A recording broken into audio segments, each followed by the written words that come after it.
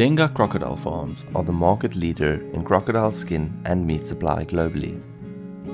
The Padenga Group has always strived to minimize their environmental impact. The group also places a lot of importance on its corporate social responsibility.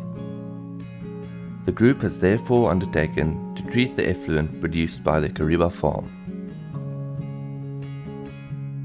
Let's have a look at the proposed infrastructure for the effluent treatment project.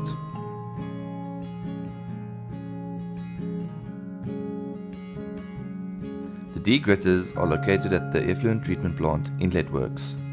The degritters function as the primary process unit to remove grit from the effluent. The degritters utilize the centrifugal force generated by the water passing through the vortex to settle out the denser grit in the effluent. The effluent water, with the grit removed, passes out of the degritter at the top of the vortex. The degritters include a paddle mixer with an external motor. The paddle mixer is used to enhance the centrifugal effect of the degritter, thereby increasing the effectiveness of the grit settling. The degritters include an air and pressurized water scour at the bottom of the degritter that is used to break the grit bed. The pressurized air and water are fed through nozzles directly into the degritter's grit sump.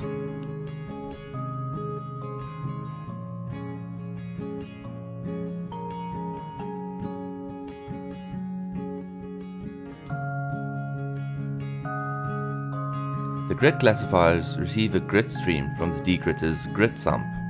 The grit from the degritters are flushed into the grit classifier using the hydraulic pressure of the water above the grit bed in the degritter. 2 grit classifiers have been included in the process in a duty standby configuration. Only one degritter is required to be operational during normal operation. Switching the duty classifier is done manually by the plant operator. 3 core screens in parallel have been included in the process. These core screens have been sized to treat the peak flow with all 3 screens on duty. The core screens have been designed to remove any screenings bigger than 6 mm. The screens will be operated with a timer and level sequence.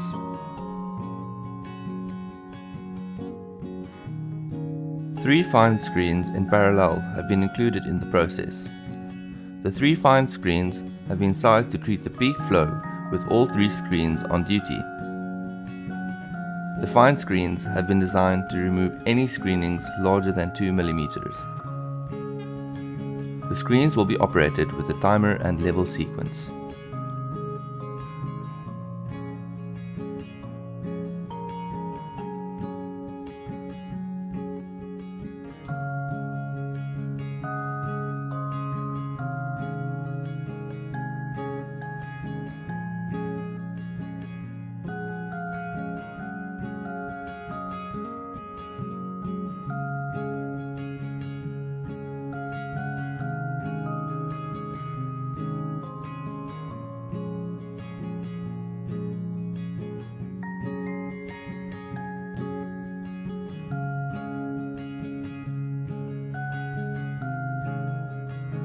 The coagulation and flocculation process step has been included after the inlet works.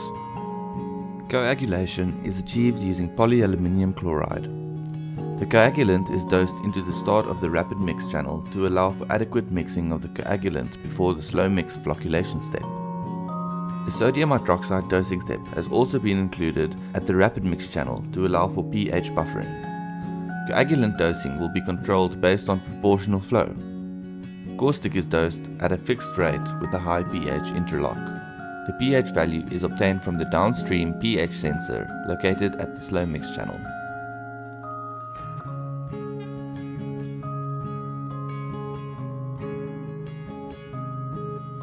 The primary clarifiers are used to create 2 process streams. The first process stream is a clarifier underflow stream. In the clarifier, the solids settle out and are concentrated in the bottom of the clarifier. The settled solids are taken out of the primary clarifier with the clarifier underflow. The second process stream is the supernatant stream. The supernatant stream is the water that flows up and over the clarifier sidewall. The supernatant stream is free of solids.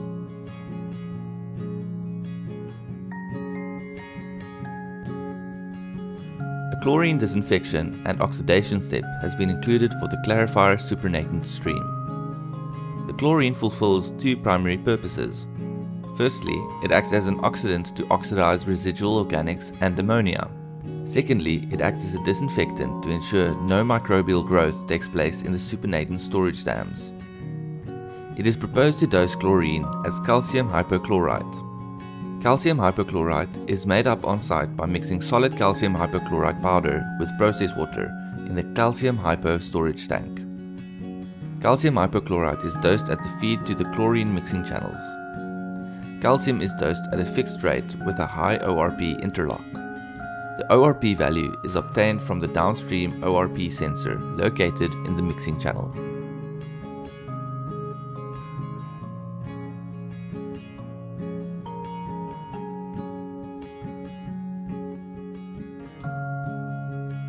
Bioreactor anoxic and anaerobic reactors need to be well mixed to ensure homogeneous biological activity throughout the reactor.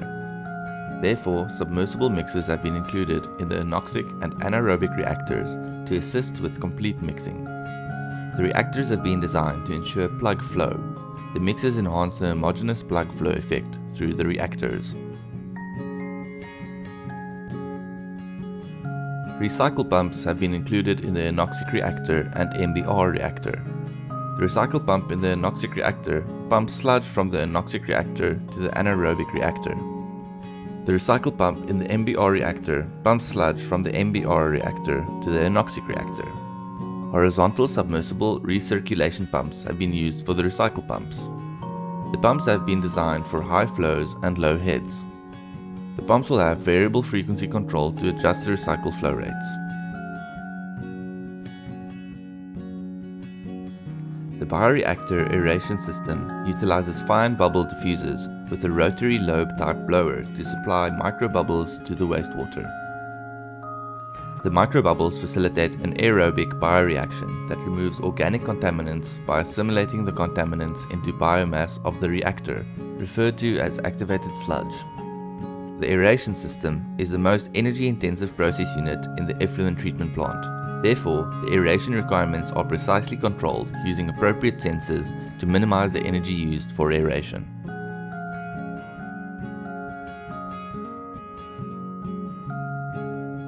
The MBR, or membrane bioreactor system, is a complex process unit that utilizes hollow fiber membranes with a pore size of 0.05 micron to filter sludge from the wastewater.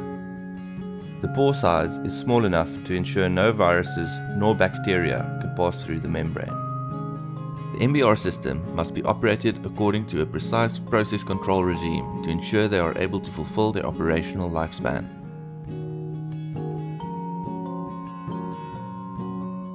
A WAS, or Waste Activated Sludge system, has been included for the bioreactor system to regulate the concentration of activated sludge in the bioreactor. The sludge concentration must be regulated to achieve an optimum membrane fouling rate, dissolved oxygen transfer rate, and bioreaction rate. The optimum bioreactor concentration for the plant is between 8,000 to 10,000 milligrams per liter. The suspended solid sensors and WAS pumps will be used to pump the sludge from the reactors to the WAS plant.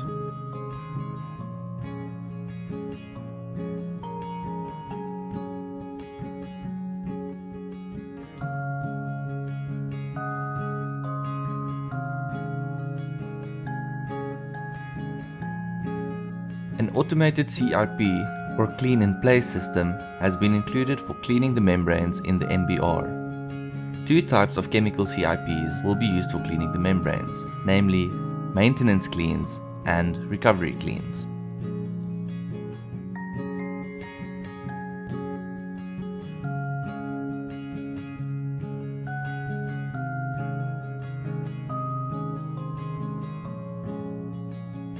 The waste activated sludge, or WAS plant, receives sludge from the various waste streams of the effluent treatment plant. The WAS plant processes the sludge by disinfecting, deodorizing, and dewatering the sludge. The dried sludge is made available in the sludge drying beds where it can be used for land application. The water recovered from the sludge is recycled back to the effluent treatment plant. Lime dosing has been included in the WAS plant to disinfect and deodorize the waste sludge.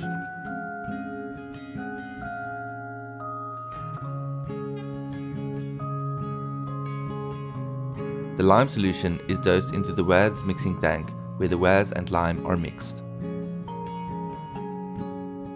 The lime dosing system is mixed with incoming waste activated sludge in the WAS mixing tank. The WAS mixing tanks have dedicated mixers. The WAS mixing tanks are operated in a duty standby configuration, which means only one train will be used at a time. The duty train must be selected in the plant's control system. The effluent and lime mixture overflows from the mixing tank into a thickener. In the thickener, the sludge can settle out so that a concentrated sludge is formed at the bottom of the thickener, and a clear supernatant stream overflows over the side wall of the thickener. The thickened sludge is then discharged from the bottom of the thickener into drying beds using the hydraulic gradient. The clear supernatant from the thickener and filtered water from the drying beds flow back to the inlet works.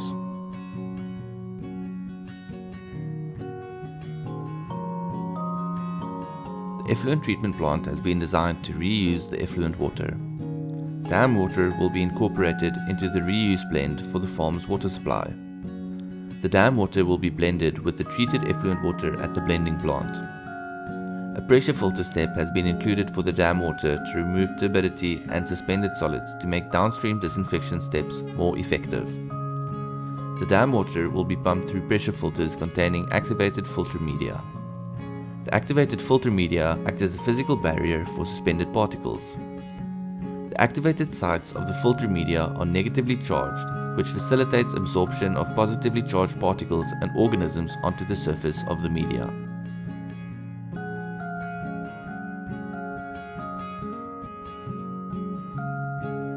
The supernatant from the clarifier overflow is disinfected and then stored in earth dams.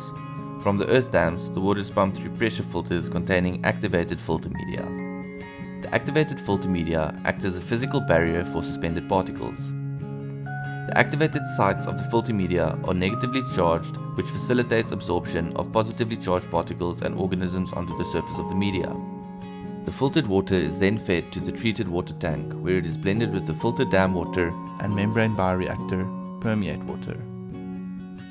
The dam water pressure filter and supernatant pressure filters have a dedicated backwash system to remove particulates from the filter bed and to maintain the media bed's filtration capacity.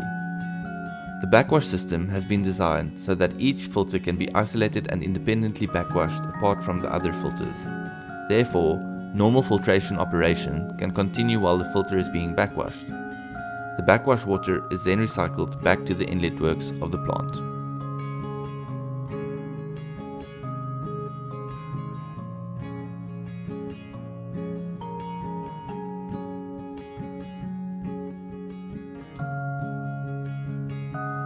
A dam raw water storage tank has been included at the blending plant. The dam raw water tank will receive raw water from the current dam pumps. Control of the dam pumps will be done apart from the effluent treatment plant control. An actuated feed valve will be included at the dam raw water tank at the effluent treatment plant. The feed valve will be used to isolate the dam feed to the storage tanks when the dam raw water tank is full.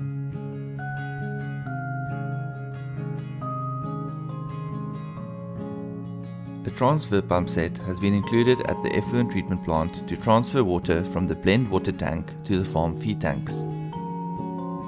It has been assumed that the blend water will be fed to the farm supply dams on the North Nyanyana Croc Farm, where the current tanks are sitting uphill from the solar plant.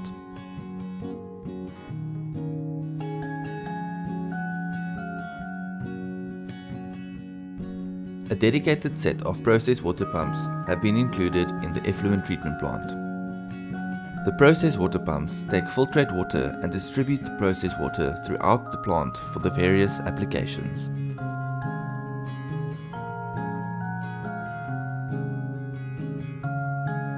Cutting-edge technology has been used to ensure the plant is efficient and effective. The plant has also been designed for ease of use and practicality. The overall design is robust and suits the African conditions and will ensure continuous and reliable operation.